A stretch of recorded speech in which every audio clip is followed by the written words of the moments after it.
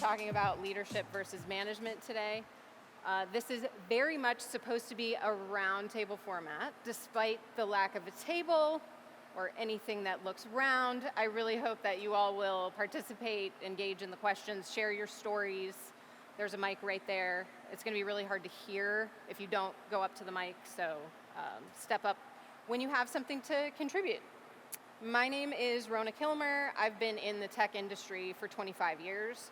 I've had the ability, the privilege to lead small teams. I've led large teams. I've led without the title and with the title. You don't necessarily need one to be a leader. I've had the opportunity to work with some amazing leaders, and I've had the opportunity to work with some really crummy leaders. And I'm excited today to talk about how we distinguish between the two, how we distinguish between leadership roles and management roles, because they are different. And I hope that you leave today having heard people's stories and can leave today feeling inspired to show up as a leader in whatever role you have today. First, I want to talk really quickly about the differences between management and leadership. Managers execute on existing systems, but leaders are responsible for creating the new systems. Managers plan, budget, and organize. Leaders are focused on growth and strategy. They've got the 30,000-foot view. They're looking into the future on where we want to go. Managers focus on short-term goals. They're the executors. They get the things done in the short term. And leaders have that vision, that long-term vision where they want to bring the team along to. Managers ensure efficiency and performance. Leaders drive innovation and progress. Managers are risk-averse, and leaders are ready to disrupt, whether you like that or not. That can kind of conflict with management sometimes. When managers are trying to get stuff done and you've got leaders who are inspired to go some other direction, it can throw off timelines, things like that. Managers rely on authority, on their title, and leaders rely on influence and trust, which is why you don't need a title to be a leader. Is there anything here, remember, interactive talk, is there anything here you don't like? Is there anything here that's missing? Did I just nail it? These are the main differences? All right, I'm getting a thumbs up. All that to say, they are not mutually exclusive. When you get into the corporate world and you start interviewing for positions, you will see that oftentimes the skill set that is required in the job listing is an overlap of these things. If you can truly master both of the skill sets needed to be an effective manager and be a leader, then you're going to be irreplaceable at a company. But today we're going to talk about leadership specifically, because that's kind of what I think we aspire to. Has anybody heard the term a natural-born leader? Yeah, I don't actually like that term because I think it's a skill set that we can all learn. Some people might be born with an inherent level of comfort with, seeing the bigger picture and leading your friends when you're playing, tag or whatever as a little kid. But when it comes to leading a team in a corporate environment, these are all skills that can be learned. A lot of them are soft skills, but they can be learned. And I think maybe people think they weren't born with it and therefore they don't have the ability to get there. And I call foul on that. So the first thing that, there's a number of things that leaders are responsible for, and we're just going to focus on a couple. The first one is creating a safe environment.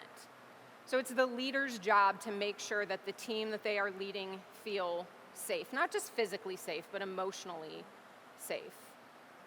As a leader, first question, somebody step up to the mic, what would you do to create an environment where people feel safe to speak up, challenge ideas, or admit mistakes? Has anybody worked in that kind of environment?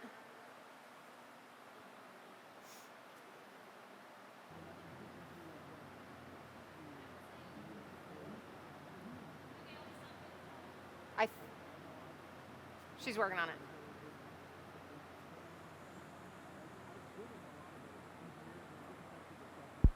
Power buttons are magical. Okay. So I would say for me, as I've had a lot of experience in management and leadership myself too, and my effective tool that I've seen for myself and for other leaders is leading by example. The safety is created when you can step out and be the vulnerable person and trust that the people around you are also going to react to your vulnerability in a safe way. So leading by example and showing your own vulnerabilities and that it's safe to express them. Love that. Go for it. It's going to be a short talk if nobody jumps up to that mic. Okay. I was going to say that I look at that and I try to do that very much as a leader. You got to get closer to the mic. Okay. How about now? Is this better? I can hear it. Even with the mic, it's hard to hear. Okay. There we go. All right. That's better. Okay, good. All right. As leading a small team at Ardley, as everybody sees me on Hump Day can see, I try to make sure I do that, but I also am someone that, deep in the weeds, I often can see what I think would be a problem with an idea or things like that. And I know that I can be very quick to say, okay, that's not going to work because of blah. And that's something I've been actively working on because I think that's something that does not achieve that and make it that way. And kind of another example there, I would say, is, we recently had some stuff in the code where we needed to have a context.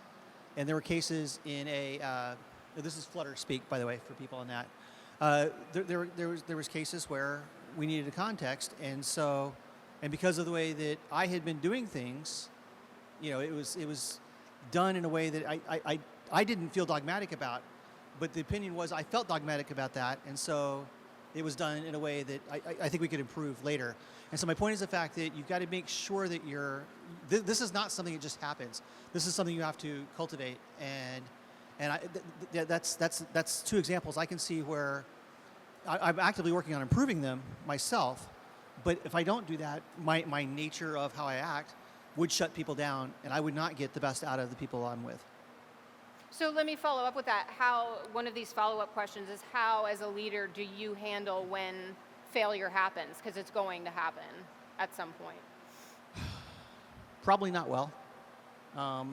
That's one of the things that I don't achieve perfection at all, but I always aspire to it. My boss right here clearly says a lot of times that we're never going to be perfect at what we do, and my answer to that is I don't want to accept that.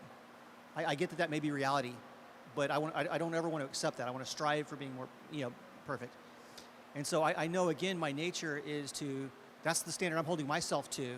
That's the standard I would like to hold everybody else to. And it's something I have to kind of fight because that's not a fair standard. Mm-hmm. Not a fair standard for me either, but it's not a fair standard at all. And so I would say that's another area where I think that's, you don't ever want to accept failure. Failure is bad. You don't want to accept it. But you do want to learn from it, and you do want to, behave appropriately. There's a big difference between, your kid leaving something in the corner and reaching for a hot pan on the stove, right? So both of those are a type of like a failure of something happening. One of them is super urgent, super important. You need to react fast. The other one, I think you can finesse a little bit more. And so I think that's a skill that to your point, Rona, is that you have to work at it, because I don't know if anybody that actually could natively get this right, and be able to do stuff like that. So, thanks. Okay. Sure. You have to do it at the mic. I'll repeat it if you want. I can repeat it if you want. My question to what you said about failure is, how are we defining failure? It's a big conversation that we used to have at my former company, just in regards to endpoints and how the back end works. What's a failure? What's a rejection? What's an error? What does that even mean? Is making a mistake truly a failure, or is it a learning opportunity? Sure. So in your definition of wanting to strive for perfection, that's one definition of failure, but I think there's room for more definitions in there that could be part of that. Absolutely. You gonna fix it for me again? Okay. And other people can talk besides just me and Danielle. Yeah, that's fine, yeah. Okay, so what excuses failure? Yeah, no, definitely there's things like that where you can learn from, and that means that you can have positive results out of failure. I'm probably thinking a little more black and white of we tried to put out a release and we couldn't because X, Y, and Z were wrong. So I'm probably at this point thinking more like that. But there could be times where I go to work on how to do something and it turns into a total dead end. And that's a failure, but I've learned from it. And so that's a little bit, so definitely there's stuff like that, I would think. And I had something else I wanted to say on that, and it's left me. So That's okay. We've got another one. So I have a few examples from my real life, and I will start with failures. It just happened recently. What the failure happened, one of the developers from my team, he almost leaked the newest features that totally not ready for production, and it would be like definitely failure for the business if it would go to prod. So, and I would say that I'm proud that my team members can came to me and say, sorry, I make a mistake, and it was. And what I told him that I will manage all of the conversation with all of the managers that we need to do. Please prepare pull requests, prepare the solutions, and just let me know whenever it will be ready. After that, I just made a call to any of the managers that I need to do, and we managed that. Really, it resolved in a couple hours. Everything was great, and I'm really proud that my team member came to me and feel safe. That that says in the first sentence, and couple notes about how letting team members to feel safe when you are leading them. It is I would reference your comment that to show that you are also human. Like, we are all human, we can make a mistake. Even if I'm team lead, I'm also developer. I'm also with you on the same level of the responsibility of what I'm doing, what we are doing for the business. I also can mistake. I made a mistake that cost like a few thousands for company. Okay, yeah. And when I share that examples, like real examples with my team members, that they feel safe, that they also can share it with me, and we will deal with that. Another, not notes, but some of the tricks that I use. Sometimes I share some news, like hidden news, let's say gossips, and people likes gossips. When I share, it feels like, oh my gosh, I know some gossips. You shared with me, so it helps. Yeah, and the third note about that, how to make that members of your team feel safe. It is to talk not only about work, not only about tech, but also about life. Just one of the examples happened maybe a little bit more than 1 year ago, but what happened? One of my team member, I knew that his wife pregnant, and I just heard the story and compared with his tasks for the next future sprints. I just calculated what the what is the pregnancy period of his wife, and I just, I can switch tasks, it will work for business, and I just switched tasks between team members, and I gave him easier tasks for such special period for his family, they did well. They got a great boy, and he is one of the best developer in my team. So yeah. Great, thank you. Back to the failure real quick. There can actually be pretty catastrophic consequences if we don't allow for failure. Failure's going to happen, and if your engineers aren't comfortable coming to you and saying, I messed up, whether it was a $10,000 mistake or a quick, issue that you can just roll back something, not a problem. Whatever it is, you've got to be cultivating that trust so that your engineers come to you. And I'll tell you a quick story. I just finished a book about the Challenger. Does anybody remember the Challenger disaster. I was in, I think, kindergarten, and I remember watching the space shuttle explode while we were watching like the first teacher go into space. That's what the big news was around this launch. And the whole reason that Challenger exploded was because people were uncomfortable with failure. There were actual engineers that were working on those O-rings that were screaming from the rooftops that they should not be launching. The weather is too cold, we should not be launching. And there were a bunch of middle managers who did not want to have to go back and tell NASA that they were going to have to delay the launch again. It had already been delayed many days. And they were uncomfortable. They did not feel safe telling NASA, we can't do this, we should not launch, it's dangerous. They just went, you know what, it'll be fine. The other ones were fine. And we lost 7 astronauts that day and a space shuttle. It was catastrophic. So I don't know that any of us are rocket engineers, but you could be. Maybe you're raising a rocket engineer. We've got to be teaching folks how to lead teams that are comfortable with failure, because it's going to happen. There's a couple other notes I have here for creating a safe environment. Just a couple little tips that I found particularly useful, and interrupt me at any time if y'all have stuff you want to add. One of them that I really loved was put your phone away. If somebody comes into the office and wants to talk to you, don't just put it down on the table. Put it away. When you do that, it looks like, and hopefully you are actually giving 100% of your attention. I'm with you. I want to hear what you are saying. Talk last is a tip that I really loved. When you are in a group with your engineers, peers, whatever, and you have a level of influence, and you're talking about how you're going to solution something, talk last. Let everybody else throw their ideas out there. Because if you are a true leader and you influence people, if you talk first, suddenly that's going to impact what other people are going to say, what they're going to contribute to the conversation.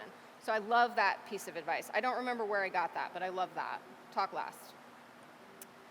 You want to protect the team. Don't punish failure. Be vulnerable yourself. If you show that you've made a mistake, it humanizes you, and it makes it better for the other folks on the team to feel like, oh, well, I've made a mistake too, no big deal. Okay. Yeah, go ahead. We're going to move on. And if anybody has anything else to say about a safe environment, go for it. Going along with what you said, and it's also kind of Talk closer. going along with what you said, and it's funny because it has to do with NASA. I got to see the astronaut Mark Kelly discussing when his wife Gabby Giffords had gotten shot, and they're at the hospital trying to figure everything out. And he said this is the way they did it at NASA now. He lined everybody up and started with like the janitor person and worked his way up and made the lowest person say what they thought should happen first, going all the way up the list, so that nobody could hear their boss say something and then, Right. maybe not even on purpose, but have a tendency to agree with them because that's what they heard. And I also thought it was funny because it was also a NASA story. Yeah, nice.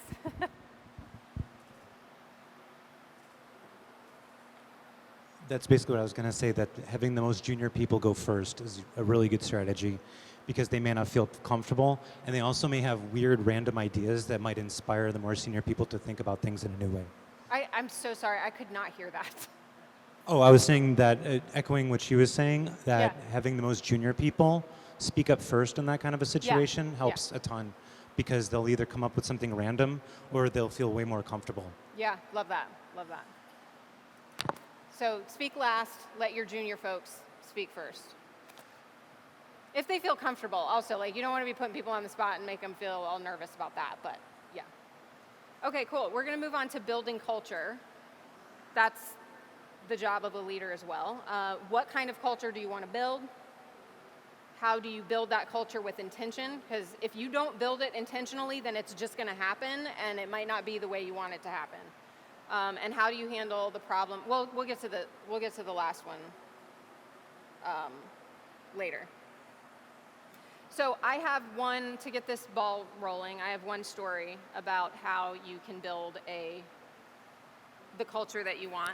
I was just starting at a company, and I was trying to figure out what the culture was.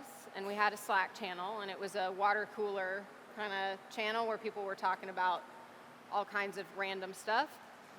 And this is a tech company full of men mostly, and then a handful of us women. And there was a discussion going on about a time in the past prior to my time there where they were working out of a co-working space, a WeWork or something like that. And the woman who handled stocking the fridge was also a dancer. And somebody was mentioning how they missed so-and-so, who stocked the fridge. And then somebody else chimed in with how they admired her dancer legs. So it was a nice comment, but at this company, part of the culture was you don't comment on people's physical attributes. And immediately, the VP of engineering chimed in and said it in the Slack channel so everybody could see it. It was not like, you're so stupid, don't do that, you're bad. It was, hey, we're not going to really have that language here. Let's not talk about people's body parts. It was handled perfectly. It was instant. It was not shaming. It was just, we don't do that here. And the reason I know this was effective was because a year later, I'm talking to the guy who actually had made the comment, and he told me this story about how our boss had dinged him in Slack for making a comment about somebody's body parts. And it stuck with him. He was like, I was wrong, I shouldn't have done that. And it didn't put him into a tailspin. It was just like, hey, here's the boundaries, folks. And that it worked beautifully. And that set the tone for me. I was coming in as a female engineer to this company, new to me, and that was the example that I saw right out of the gate. That was telling me what kind of culture we're gonna have here. Anybody else have anything? Yeah. I love how it's all women talking, almost all women talking. So you reminded me one of the story from my, okay, we will skip how many years ago it was. So it was the team where there were 23 boys, and I was the only and the first girl there. I didn't know about that. I didn't think about that. At one day, just team lead came to the room where I sit, and there were only both of us in that room, and he just came. You're the first girl in our team. I was like, okay, what's I need to do with that information? Okay, and a note about the compliment, let's say, maybe it would be a note for guys, from girls. It is so nice to have a compliment about dresses, about high heels, about, I don't know, whatever. It is so nice to hear. But just as an example, we are working in the tech area, and I also wanted to present some of the tech solution, architecture solution, all of us, we are developers, software engineers, somewhere who relates to tech stuff.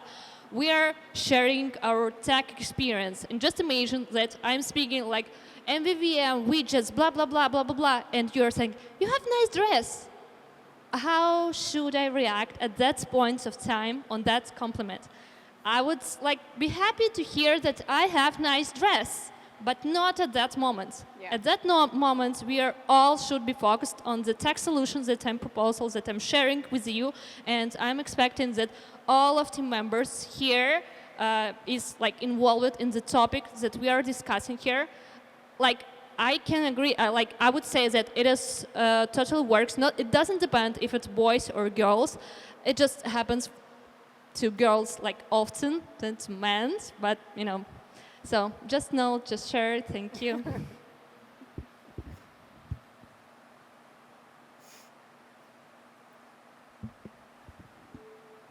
The kind of culture that I try to foster in my work environment is by starting everything with I'm curious. Can you help me understand X, Y, Z? I'm curious. I want to learn about this piece of code. If I'm reviewing your code and saying, yeah, this little bit doesn't work for me, I think it's gross, you could do X, Y, and Z, that's not helpful. But saying, I'm curious, what led you to this approach? That's the kind of culture that not only opens the door for the people around you to share where they're coming from, but you get perceived by them as somebody who's interested in them, and you create a culture where people are actually interested in what you have to say. And it's leading by example by saying that every time. I'm curious to learn about you. I love that, leading with curiosity instead of judgment. Okay, how do you handle the problem of the toxic genius? Have we all had one of these? Have we all worked with a toxic genius? Maybe they're the subject matter expert, but they're also like super arrogant. How do you do it? As a leader, how do you do it? Okay, No. of course, I have a story, but I can't say that I managed that. My manager managed it for me. There was a story when newcomer came to my team and I started onboarding him, helping him. But in a couple weeks, he came to my manager and asked, hey, can we check if she gave me really relevant topics, relevant tasks to do? I can do better, I can do more, blah, blah, blah, blah, blah, blah. And at that time, I explained everything that it is going with all of the business needs that we have right now. I understand that you have such list of skills that you have, but the business needs exactly these tasks to be done, even if you are not interested in that. I will skip a lot of strange stuff that's happened with that genius, let's say. But in a couple months, there were discussion, I'm a contractor, I'm not employee in that company, so that HR from that company came to my HR, HR came to me, and we started not the best conversation. And how that resolved, that guy was just moved to another team. So I couldn't manage it by myself, so sometimes it happens. I think the key to this question is how toxic is the genius, because you can put a lot of effort into trying to get a toxic genius to not be toxic, but ultimately you've got to let them go if it doesn't work, because they might have the subject matter expertise, but it's going to impact the culture and the ability for the rest of the team to get their work done, and it's not worth it. Usually at the end of the day, it's not worth it.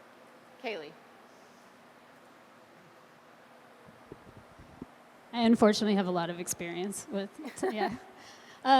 My strategy is to do everything I can so that everything happens in public, in front of people. And I will let them stand there and be toxic in front of everybody. My favorite thing is to just step back and not say a word, and 9 times out of 10, they continue to dig holes for themselves that they can't get out of. And it becomes then incumbent upon the people that are in charge of it becomes their problem now, because they see it. I think women and men, we're used to people saying private things to us that we don't like, and there's only so much you can do about it when it's in private. It becomes a he said, she said, they said, whatever. And keeping things in public ultimately leads to an undeniable decision that there's one person that's the problem, and it's not you, it's them. Love that. Okay, we're going to move on to my favorite. Oh, sorry, go ahead.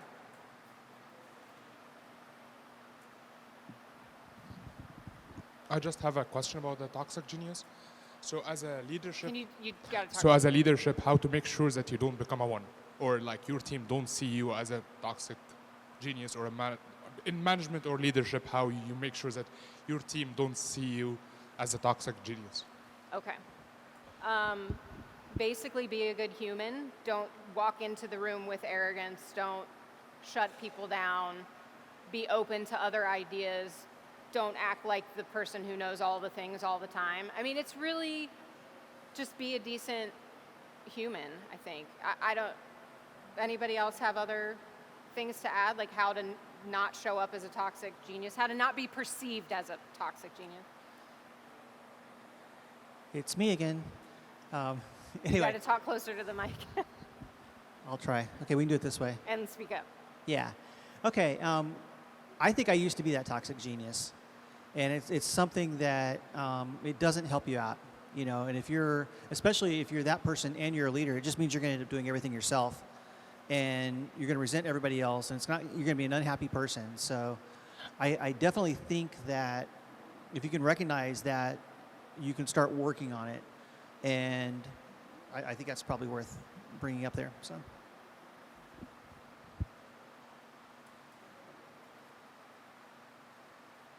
I think if you're the subject matter expert, if you're the genius and people aren't coming to you, asking questions, wanting to learn, that's a good sign. Like maybe you're not being as open as you could to sharing your knowledge, sharing your expertise.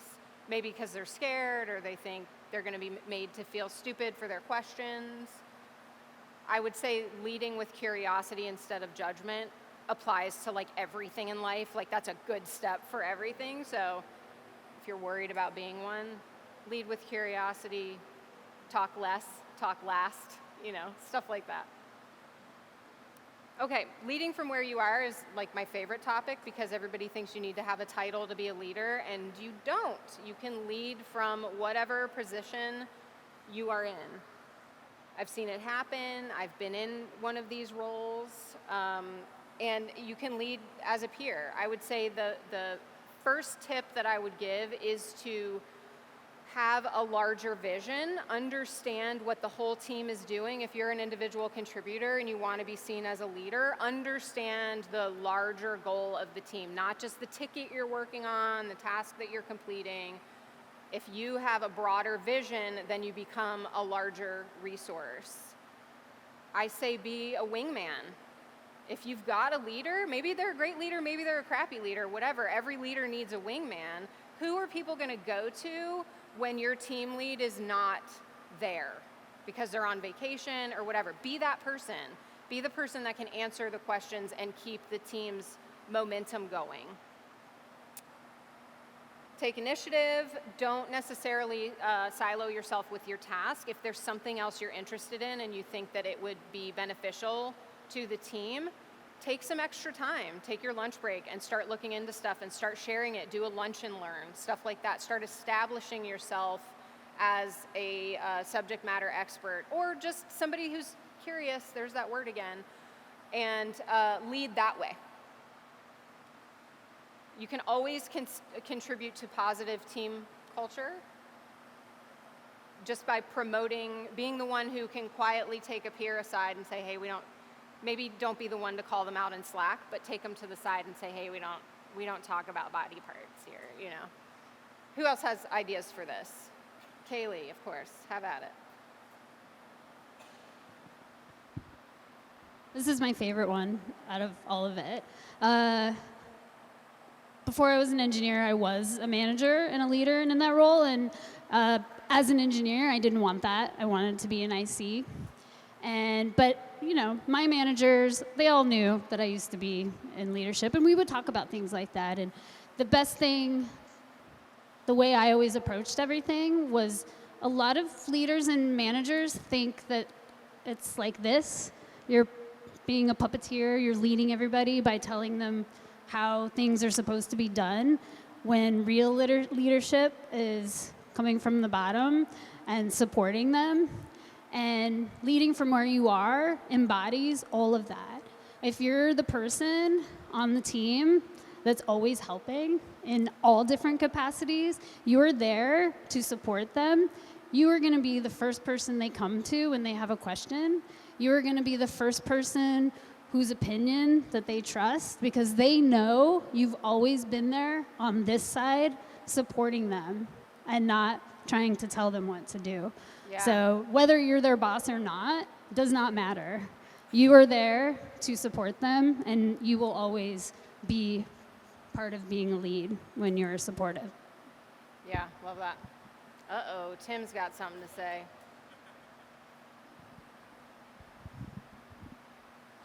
Okay, I got a bunch of random thoughts running through my head, so I don't know. You got to talk closer. I got a bunch of random thoughts going through my head, so I don't know if I can organize them well. But first, on positive team culture, I would say that everyone on the team, it's a system of leadership, and so everyone contributes.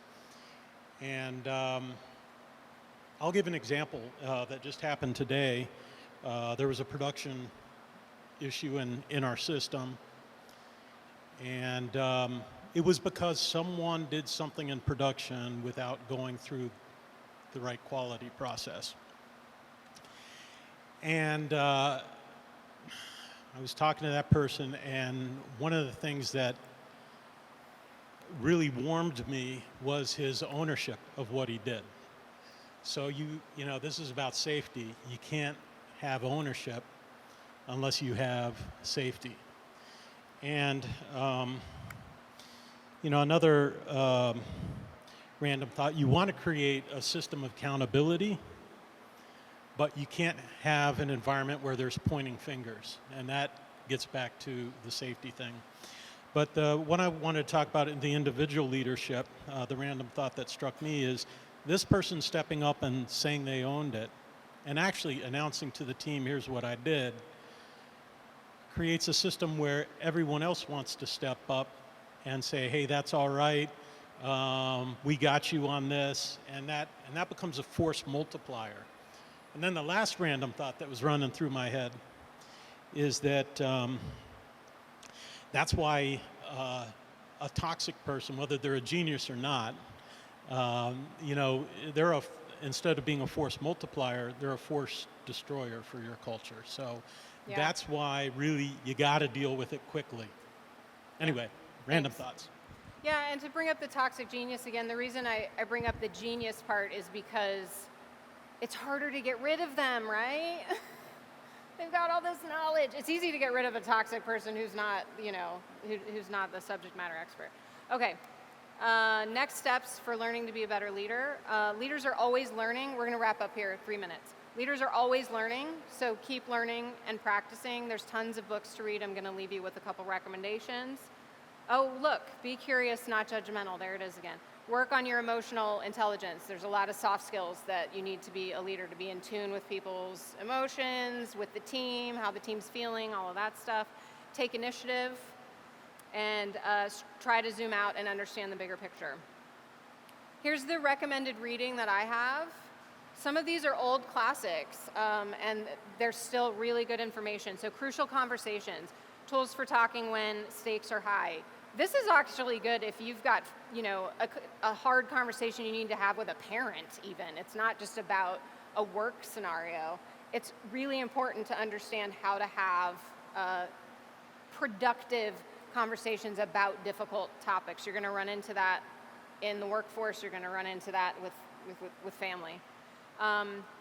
And then How to Win Friends and Influence People. I'm sure everybody's heard of this book, right? Dale Carnegie. This one's been around a while. It's been rewritten a couple of times, updated a couple of times, but you cannot go wrong with reading this. Whether you want to be a leader or not, if you have to deal with difficult clients, difficult people in general, it's a really good read. Dare to Lead by Brené Brown. I forgot the little hyphen on her name, but that's another good one. And then Influence. Learn how to influence people to see a different perspective or to maybe come over to your camp when it comes to creating a solution, a technical solution. Anybody else? We've got 2 minutes. If anybody has anything else they want to add to the recommended reading list or resources or anything at all.